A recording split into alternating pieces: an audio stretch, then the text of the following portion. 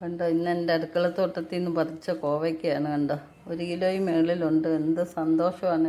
നമുക്കെല്ലാവർക്കും കോവലൊക്കെ നട്ടുപിടിപ്പിക്കാവുന്നതേ ഉള്ളൂ. നമ്മുടെ ആവശ്യത്തിനുള്ള കറിക്ക് ആവശ്യത്തിനുള്ള ഒന്നിരാടം ദിവസം കിട്ടും. കോവയ്ക്ക നമ്മൾ 4ആയിട്ട് കീറി ചെറുതായിട്ട് അരിഞ്ഞെടുത്തിട്ടുണ്ട്. അപ്പോൾ നമ്മൾ ഇതൊരു കടുത്തിലേക്ക് ഇട്ട് വേവിക്കാം. ഇതുവരെ നിങ്ങളിത് ചെയ്ത് നോക്കിയിട്ടില്ലെങ്കിൽ ഇത് ചെയ്ത് നോക്കുക, നല്ലൊരു ടേസ്റ്റാണ്. ഇനി എരിവിന് ആവശ്യമായിട്ടുള്ള പച്ചമുളക് ചേർക്കാം. പച്ചമുളകൊക്കെ നല്ലപോലെ ചേർത്താൽ നല്ല ടേസ്റ്റാണ് ഈ കറിക്ക്. ഈ കറിവേപ്പില ഇടാം. ആവശ്യത്തിന് വെള്ളം ഒഴിക്കാം. നമ്മളിവിടെ നിഴക്ക വെള്ളം ഒഴിക്കുന്നുണ്ട്. ഇത് വെന്ത് കിട്ടണം. ഇനി ഇതിനകത്ത് ഉപ്പൂടെ ചേർത്ത് നമുക്ക് വേവിച്ചെടുക്കാം. അപ്പോൾ നമ്മുടെ കോവയ്ക്ക വേവുന്ന സമയം കൊണ്ട് നമുക്ക് അതിന് അരപ്പിന് വേണ്ടുന്ന സാധനങ്ങൾ എന്താണെന്ന് നോക്കാം. ഞാനിവിടെ 1 മുറി തേങ്ങ തിരുമ്മി എടുത്തിട്ടുണ്ട്. പിന്നെ ചെറിയ ഉള്ളിയാണ്.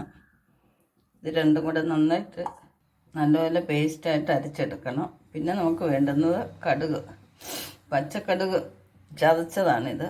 നമ്മളിത് അരയേണ്ട കാര്യമില്ല.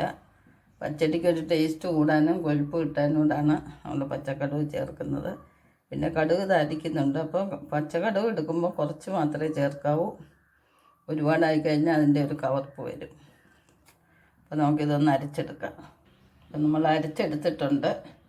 ഇതിലേക്ക് നമ്മൾ പച്ചക്കടുക് കൂടെ ചേർക്കുവാണ്. കോവയ്ക്ക് ഏകദേശം വെന്തിട്ടുണ്ട്. നമുക്കിതിലേക്ക് ഇപ്പോൾ ഈ സമയത്ത് അരപ്പങ്ങ് ഇട്ട് കൊടുക്കാം. അരപ്പിട്ടിട്ട് ഇളക്കണ്ട. ആ വെള്ളമെല്ലാം ഒന്ന് നല്ലപോലെ വറ്റി അരപ്പൊന്ന് വെന്തോട്ടെ. വെന്തിട്ട് മാത്രം നമുക്ക് കൂട്ടി ഇളക്കിയാൽ മതി. അപ്പം നമ്മുടെ അരപ്പൊക്കെ ഏകദേശം വെന്തിട്ടുണ്ട്. വെള്ളവും വറ്റാറായിട്ടുണ്ട്. ഈ വെള്ളം മൊത്തം നമുക്കങ്ങ് വറ്റിച്ചെടുക്കാം. അപ്പം തൈര് ഒഴിക്കുമ്പോൾ നല്ല കട്ടിക്ക് തന്നെ ഇരിക്കും. ഒന്നുകൂടെ ഒന്ന് വറ്റിയിട്ട് നമുക്ക് തീ ഓഫ് ചെയ്യാം.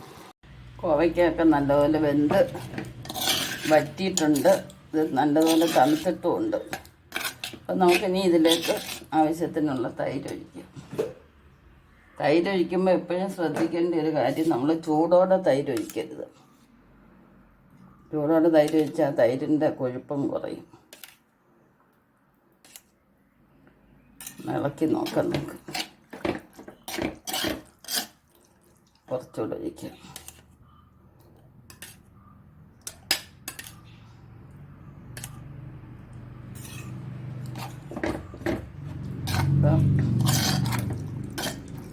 നമ്മുടെ കോവയ്ക്ക പച്ചടി റെഡി ആയിട്ടുണ്ട്. ഇത് ഷുഗറുകാർക്ക് ഇഷ്ടം പോലെ കഴിക്കാൻ പറ്റുന്ന ഒരു കറിയാണ്. ഉണ്ടല്ലേ? നമുക്കിതിനകത്തോട്ടൊരു ശകലം കടുവും കൂടെ താളിക്കാം. അപ്പം നമ്മുടെ സ്വാദിഷ്ടമായിട്ടുള്ള കോവയ്ക്ക പച്ചടി റെഡി ആയിട്ടുണ്ട്. ഫ്രണ്ട്സ്, നിങ്ങൾ ഇതുവരെ ഇങ്ങനെ ചെയ്തിട്ടില്ല എന്നുണ്ടെങ്കിൽ ഒന്ന് ചെയ്ത് നോക്കുക. നല്ല ടേസ്റ്റാണ്. ഈ വീഡിയോ ഇവിടെ വൈൻഡപ്പ് ചെയ്യുകയാണ്. എല്ലാവർക്കും ഇഷ്ടപ്പെട്ടെന്ന് വിചാരിക്കുന്നു. ഇതുവരെ സബ്സ്ക്രൈബ് ചെയ്യാതെ കാണുന്നവരാരെങ്കിലും ഉണ്ടെങ്കിൽ സബ്സ്ക്രൈബ് ചെയ്ത് സപ്പോർട്ട് ചെയ്യുക. നെക്സ്റ്റ് ഒരു വെറൈറ്റി ആയിട്ട് അടുത്ത വീഡിയോ കാണാം. ശുഭദിനം ആശംസിച്ചുകൊണ്ട് ബൈ ബൈ.